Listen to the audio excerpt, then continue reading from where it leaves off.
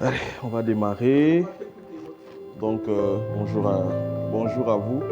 Donc, aujourd'hui, on a un atelier. C'est un atelier d'évangélisation. Comment construire son témoignage personnel. Donc, voilà le sommaire. On aura à peu près 5 points sur cet atelier.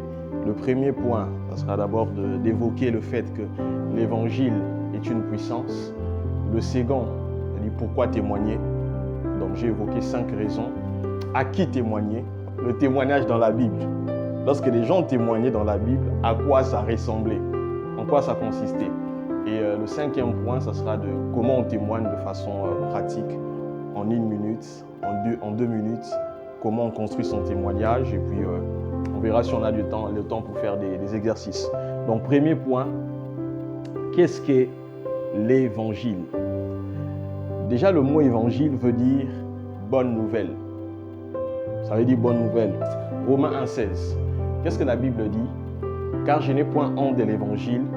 C'est une puissance de Dieu pour le salut de quiconque croit. Des Juifs premièrement, puis du Grec, parce qu'en lui est révélée la justice de Dieu par la foi. Pour la foi, c'est donc qu'il est écrit, le juste vivra par la foi. Le mot même évangile veut dire bonne nouvelle. Mais ce qui est intéressant, c'est que l'apôtre Paul ici vient nous révéler aussi, on va dire, un autre trait de l'évangile. C'est qu'il dit que l'évangile, c'est-à-dire cette bonne nouvelle, elle est une puissance de Dieu pour le salut de quiconque croit. Et on a eu la session avec le pasteur, c'est que l'évangile, on va dire, n'a pas une puissance, mais elle est une puissance. En elle-même, l'évangile est une puissance. Pourquoi? Pour le salut de quiconque croit. Donc, pour sauver quiconque croit. Et l'apôtre Paul renchérit en disant, du juif premièrement, du grec. Et pourquoi? La réponse est au verset 17. Parce qu'en l'évangile est révélée la justice de Dieu par la foi et pour la foi. Lorsqu'on va aller, on ira plus loin dans une autre version de la Bible pour mieux comprendre cette partie. C'est-à-dire, dans l'évangile est révélée la façon dont Dieu rend les hommes justes. Donc, lorsqu'on parle d'annoncer l'évangile, il s'agit de révéler la façon dont Dieu rend les hommes justes. Tout évangile qui ne révèle pas la façon dont Dieu rend juste n'est pas l'évangile. Tu vois, j'aime dire que dire aux gens que Dieu les aime, c'est la vérité, mais ce n'est pas l'évangile. Parce que l'évangile, selon ce que l'apôtre Paul enseigne, c'est que oui, c'est la puissance de Dieu pour le salut de quiconque croit, mais c'est la puissance de Dieu parce que l'évangile révèle donc la façon dont Dieu rend les hommes justes. C'est pour ça qu'on appelle ça l'évangile. Donc lorsque j'annonce l'évangile, lorsque je donne mon témoignage, je dois révéler comment Dieu peut justifier les hommes, comment Dieu peut pardonner les hommes. Comment Dieu peut se réconcilier? Qu'est-ce que Dieu a fait pour réconcilier les hommes avec lui? On parle de l'évangile, on a dit le mot bonne nouvelle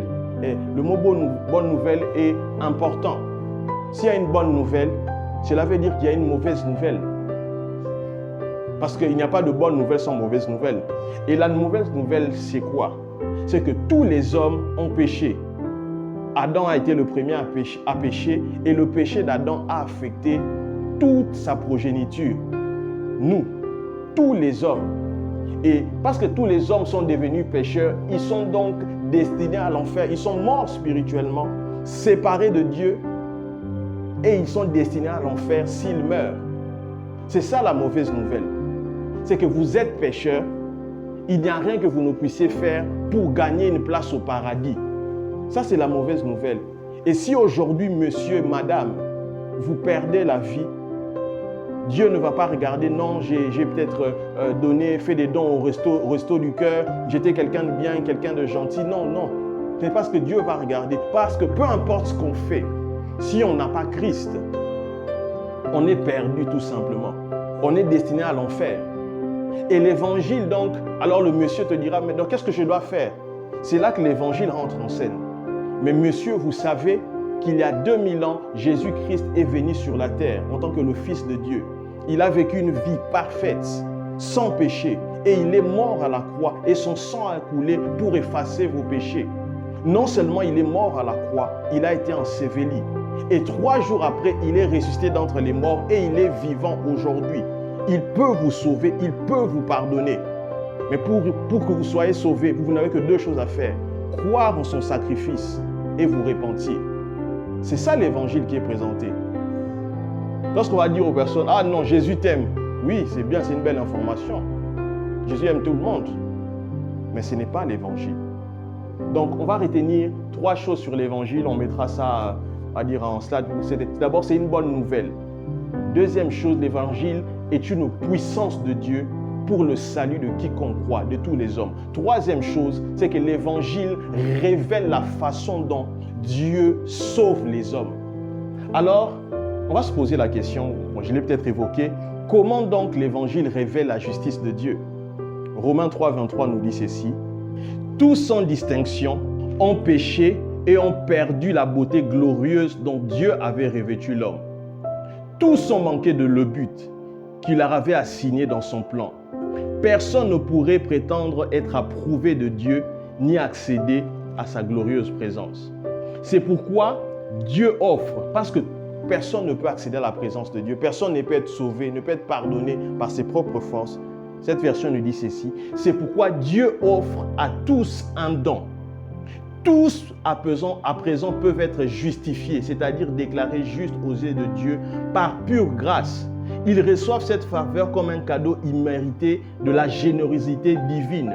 Et cela est possible parce que Jésus-Christ a accompli tout ce qu'il fallait pour nous libérer. Parce qu'il s'est donné lui-même en rançon pour nous. C'est ça l'évangile. Comment l'évangile révèle? En fait, l'évangile est censé révéler cette vérité-là. C'est que tous les hommes sont perdus. Mais sachez ceci, Dieu a fait quelque chose qu'on ne pouvait pas faire. Il dit, Dieu a offert un don. Il nous a offert un cadeau immérité. Il a donné par pure grâce. Et quel est ce cadeau? C'est qu'il a offert, il dit, cela est possible parce que Jésus, son Fils, et ce cadeau c'est Jésus, qui a accompli tout ce qu'il fallait pour nous libérer de quoi? Du péché, de la mort, des condamnations, des malédictions, parce qu'il s'est donné lui-même en rançon pour nous. Tu vas te dire, ah bon, Jésus a fait ça. En fait, j'ai une dette de 1 million, je ne sais pas comment la payer. Et tu viens m'annoncer la bonne nouvelle, comme quoi qu'il y a quelqu'un qui a payé à ma place. C'est ça la bonne nouvelle de l'évangile. Aussi simple qu'on peut expliquer à tout le monde, même à un enfant. Au verset 25, il est dit, Dieu l'a destiné d'avance à prendre sur lui la punition que méritaient nos péchés. Et mourant sur sa croix sanglante, Jésus était la victime offerte pour nous en sacrifice qui nous purifie, nous rend la faveur divine. Tous ceux qui croient que Jésus est mort pour eux et qui placent leur confiance dans le sang qu'il a versé ont cette grâce.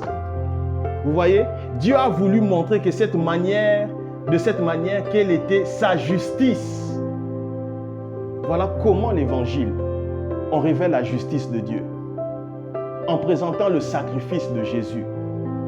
Parce que c'est ce sacrifice-là que Dieu nous pardonne, que Dieu pardonne tout homme. C'est ça l'évangile. Toute autre chose qu'on peut annoncer, dire aux gens, ce n'est pas l'évangile. L'évangile qui sauve, c'est dire que vous êtes perdus. Mais il y a une solution. Cette solution-là, c'est Jésus. Il est venu à la croix pour vous pardonner de vos péchés, pour vous réconcilier avec Dieu. C'est ça l'évangile.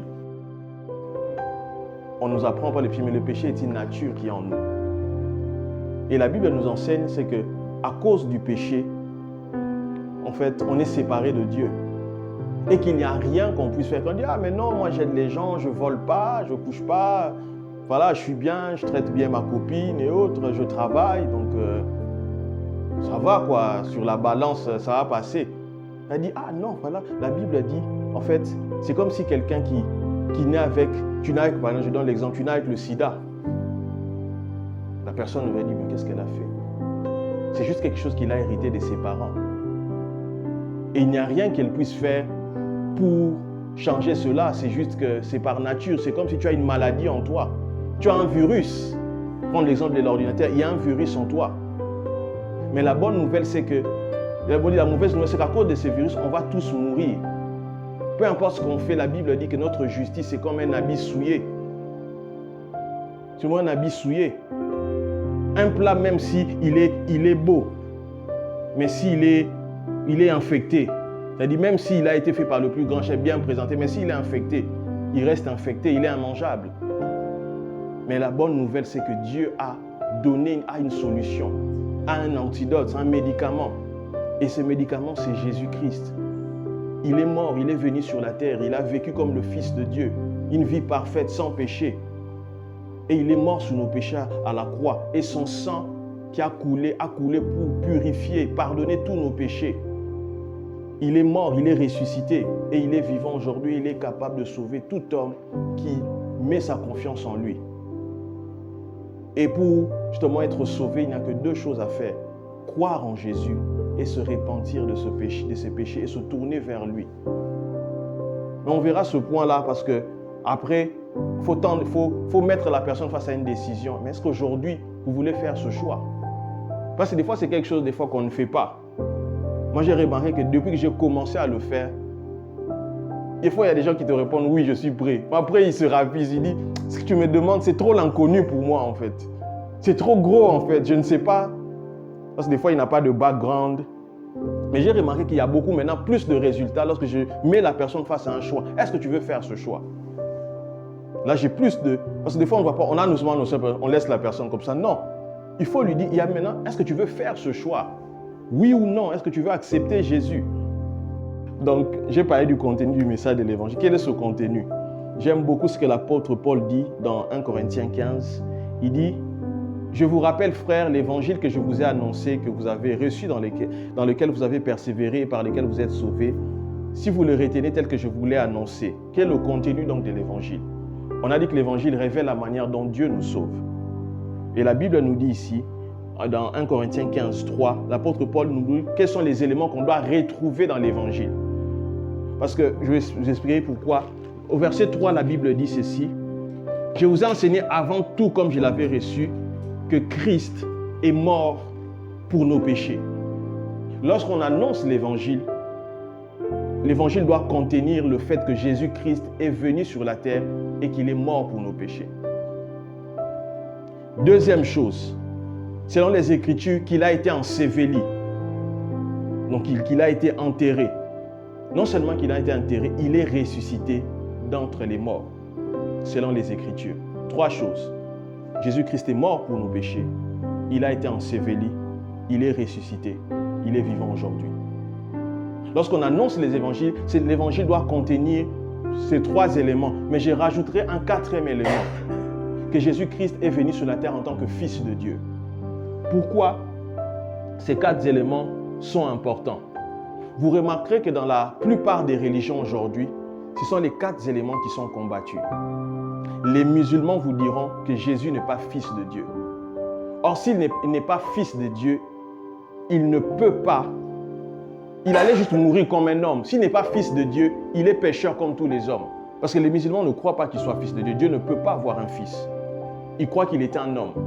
Si Jésus est simplement un homme, qu'il est mort à la croix, un homme ne ressuscite pas. Deuxième chose qui est combattue. Vous allez entendre dans certains courants de religion ou autres, on dit que Jésus n'était pas un homme. Les témoins de Jéhovah vont dire qu'il était un ange. Si Jésus n'était pas un homme, il ne peut pas sauver d'autres hommes. Parce qu'il devait s'identifier. Pourquoi il est venu en tant qu'homme? Parce que c'est les hommes qui ont péché. Donc, il devait venir en tant qu'homme pour porter les péchés des hommes. Pour comprendre, il a vécu pendant 30 ans, comprendre la douleur. La Bible dit de Jésus qu'il a été tenté en tout point. Donc, toutes les tentations qu'on peut vivre, toutes les douleurs qu'on peut ressentir, il les connaît. Parce qu'il a vécu en tant qu'homme. Donc, retirer le fait que Jésus soit un homme, cela change l'évangile. Deuxième chose qui est combattue, certains vont dire que Jésus n'est pas mort à la croix. Les musulmans vont dire que Jésus n'est pas mort à la croix. Il a été remplacé. Mais c'est par sa mort qu'on a le pardon. Un Jésus qui n'est pas mort à la croix, son sang ne peut pas pardonner les péchés. Parce la justice de Dieu ne peut pas être satisfaite. Notre dette ne peut pas être payée. Et l'apôtre Paul rajoutera toujours dans 1 Corinthiens 15, parce que certains contestaient la résurrection. Si Jésus n'est pas ressuscité d'entre les morts, notre foi est vaine. Et on n'a pas la vie éternelle. On a la vie, il peut nous donner la vie éternelle parce que lui-même a vaincu la mort. S'il n'a pas vaincu la mort, alors tous, on va mourir à la fin. Donc ce sont vraiment les quatre éléments qu'on doit retrouver dans l'évangile. Jésus est le Fils de Dieu.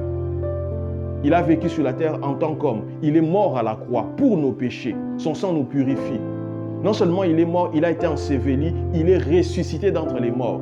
Il est vivant aujourd'hui. Donc on doit retrouver ces 4 éléments lorsqu'on annonce l'évangile. Lorsqu'on dit, c'est ça que doit contenir l'évangile. Et j'allais dire aussi 2 choses importantes lorsqu'on a... Là j'ai dit, je ne suis pas sur la partie témoignage, mais je suis vraiment sur la partie du message de l'évangile. Donc pour résumer, c'est qu'aujourd'hui j'ai 1 minute. Je viens devant la sœur Maryse. Ah, bonjour, est-ce que vous allez bien?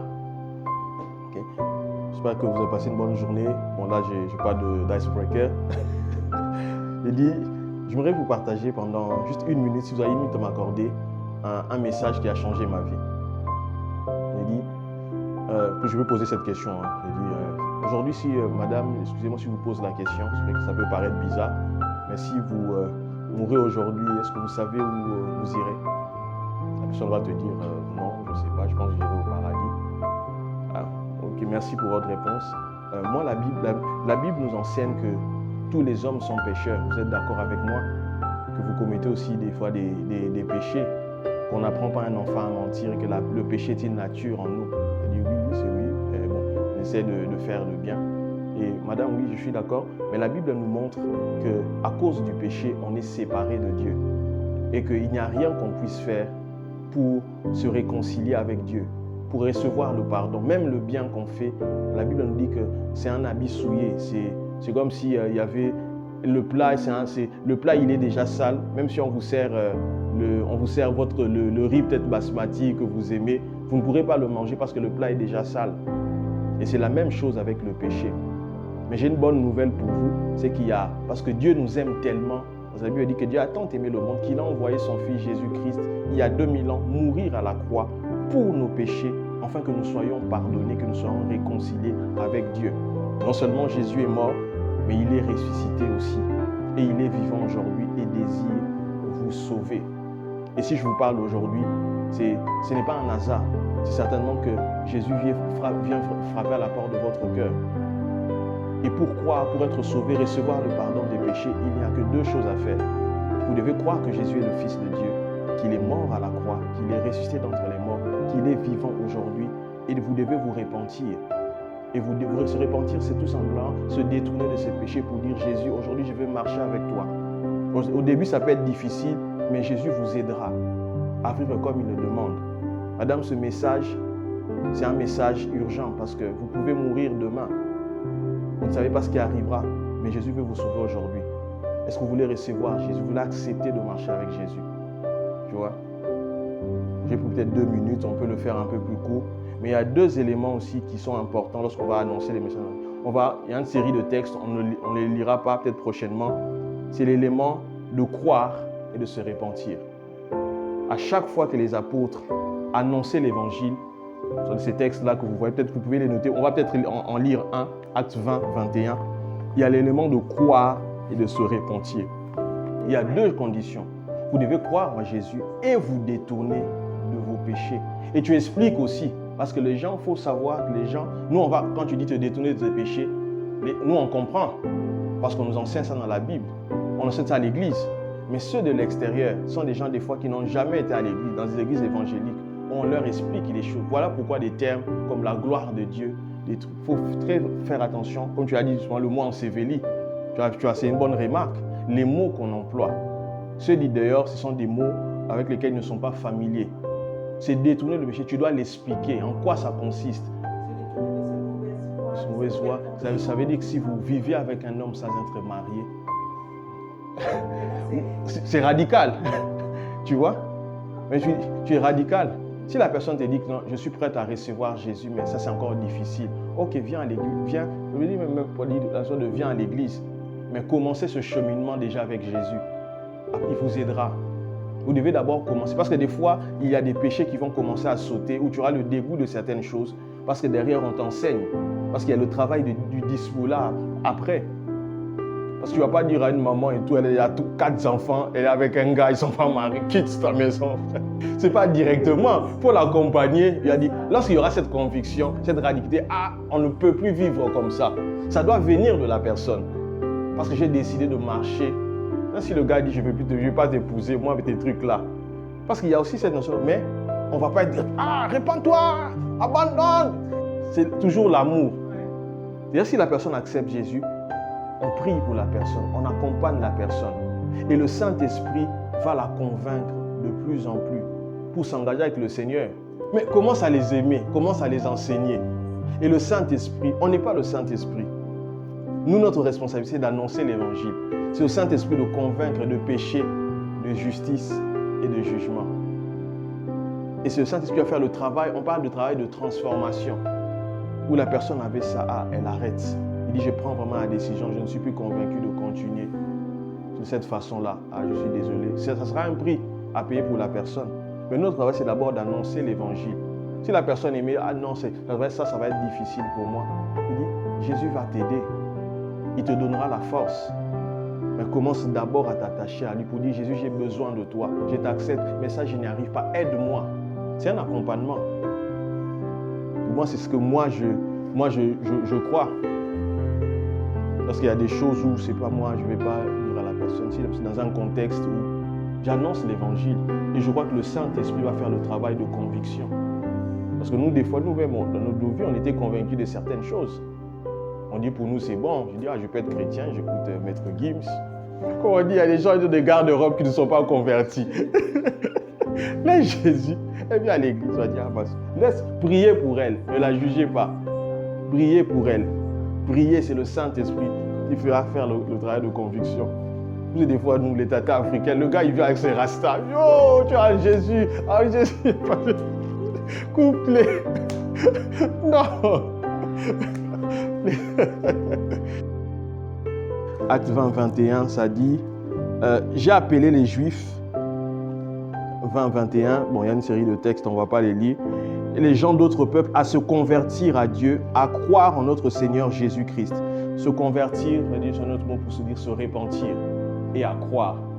À chaque fois que les apôtres vont annoncer l'évangile, il y aura toujours ces deux éléments. Croire et se repentir.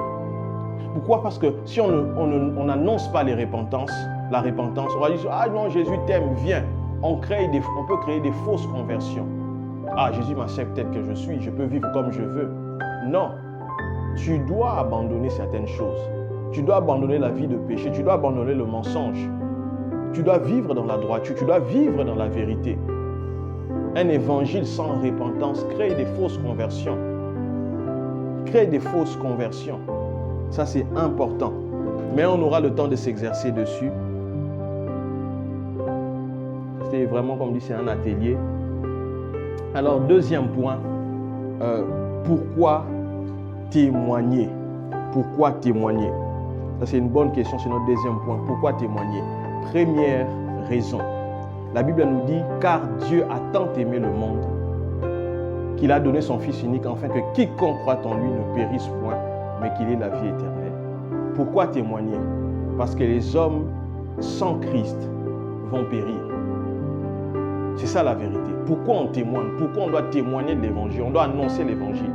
Parce que les hommes sans Christ vont périr. Et périr dans ce texte veut dire finir. C'est-à-dire ils sont déjà morts spirituellement, mais ils vont mourir éternellement également s'ils meurent aujourd'hui dans le feu de l'enfer. Voilà pourquoi Jésus vient, on dit qu'il a donné son Fils afin que quiconque croit en lui ne puisse pas passer par le feu de l'enfer, mais qu'ils aient la vie éternelle avec Dieu. Pourquoi témoigner? Parce que les hommes sont perdus. La Bible dit dans Hébreux 9, 27, comme il est réservé aux hommes de mourir une seule fois, après quoi vient le jugement. Tous les hommes vont être jugés. Vous allez remarquer avec moi, on va beaucoup utiliser le mot justice, jugement. Et lorsqu'on sera devant, tous les hommes passeront en jugement devant Dieu. Ce qui va compter, c'est s'ils avaient cru ou pas au Fils. La Bible dit que celui qui croit au Fils n'est point jugé. Mais celui qui ne croit pas est déjà jugé et la colère de Dieu est sur lui. Voilà pourquoi on parle de justice, on parle de dette, on parle de rédemption. Parce que tous les hommes viendront en jugement. Les hommes vont tous mourir une seule fois. Tous les hommes. Ce n'est pas non, quelqu'un qui était président, vous les riches, vous avez votre jugement. Non, tous les hommes vont être jugés, viendront en jugement. Et la seule chose qui comptera, c'est s'ils ont été justifiés ou pas par Christ. C'est la seule chose qui permettra aux hommes d'échapper au jugement de Dieu. Ce texte dit également, il n'y a point de juste, non même pas un seul. On l'a vu, aucun homme n'est juste. Même s'il est bon, il est sympa, il est gentil, il fait des dons, c'est un homme incroyable, excellent mari, excellent père. Il y a des gens qui sont mieux que nous les chrétiens, ils traitent bien sa femme, les roses tous les jours, fait à manger, il est gentil, il dit vraiment, ah, toi il te manque juste d'avoir Jésus dans ta vie. Mais même cet homme-là, il est perdu sans Christ. Parce que la Bible dit qu'il n'y a pas un seul juste. Il n'y a pas un seul juste. Aucun homme n'est juste. Il dit, ah non Seigneur, tu auras pitié, il était tellement bien. En fait, lorsqu'on enterre les gens, ce n'est pas parce que vous faites le culte à l'église, ou vous faites la cérémonie à l'église, que Dieu va avoir pitié. Ah, on est venu. Non. C'est fini. C'est fini. C'est pas que vous faites le prêtre il a fait l'eau bénite, ou vous avez invité un pasteur à prêcher, Dieu reçoit son âme en paix. Non. S'il n'a pas eu le Fils, s'il n'a pas cru en Jésus, ça ne sert à rien. Il n'y a pas de rattrapage au ciel. On dit, ah, vous n'avez pas cru, c'était un rattrapage pour vous. Non. Purgatoire, il n'y a pas de purgatoire. Hein? Il n'y a pas de réincarnation. Les hommes sont appelés à mourir une seule fois. Et la Bible dit aussi, heureux et saints ceux qui ont une part à la première résurrection. Ça, c'est les chrétiens. La seconde mort n'a point de pouvoir sur eux. Jésus-Christ nous sauve de la seconde mort. Et la Bible nous explique ce qu'est la seconde mort. On va voir ce texte, je crois que je l'avais. Non, je crois que je ne l'ai pas. Voilà, je disais Apocalypse 20, 13 à 14. On va voir, la Bible nous répond. Qu'est-ce qu'est la seconde mort? La mer rendit les morts qu'elle contenait. La mort et le monde des morts rendirent aussi leurs morts. Et tous furent jugés selon ce qu'ils avaient fait. La mort et le monde des morts furent jetés dans le lac enflammé. Ce lac est la seconde mort. Actuellement, ceux qui sont morts sans Christ vivent dans les tourments. Mais la Bible dit que lorsque, à la fin, les lacs, tous ceux qui sont morts vont ressusciter, on va les envoyer encore dans le lac de feu, qui est la seconde mort. Ça, c'est l'enfer vraiment véritable. C'est comme si ils sont dans un four, 180 degrés. Et ça, les incroyants ne savent pas. Voilà pourquoi il faut avoir de la compassion. Parce que les gens, je ne veux pas croire. Parce qu'il y a l'enfer, l'enfer est réel.